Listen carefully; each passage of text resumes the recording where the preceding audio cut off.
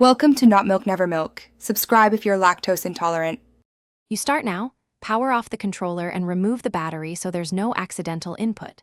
Once done, remove the 4 rear screws and the 2 shoulder screw covers. Use a T8 for the gamepad screws and a small Phillips inside. Make sure to pry with a plastic spudger along the seam to open clips. Do not force. As you lift the shell, note ribbon cable positions and set screws on a magnetic tray. This gets you immediate, safe access to the analog modules. You now expose the analog gimbal and potentiometer. Lift the stick cap off and unscrew the small retaining screws. Once done, blow out debris with short bursts of compressed air and use a cotton swab dipped in 90% isopropyl to remove grime from the gimbal and potentiometer contacts. Make sure to test play while exposed. Gently move the stick and observe wobble.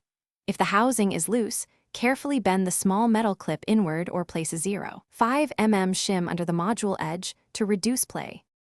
You reassemble by aligning the ribbon cables and closing the shell while ensuring all clips engage. Tighten screws in a cross pattern to avoid warping. Once reassembled, reinstall the battery and power on. Calibrate sticks in the Ps4 settings and test full range and dead zone in a game or stick tester. If you still see drift or excessive looseness, swap the entire analog module or order a replacement.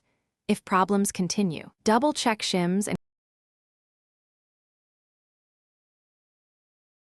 Thanks for watching. If this was helpful, leave a like and consider subscribing. See you next time.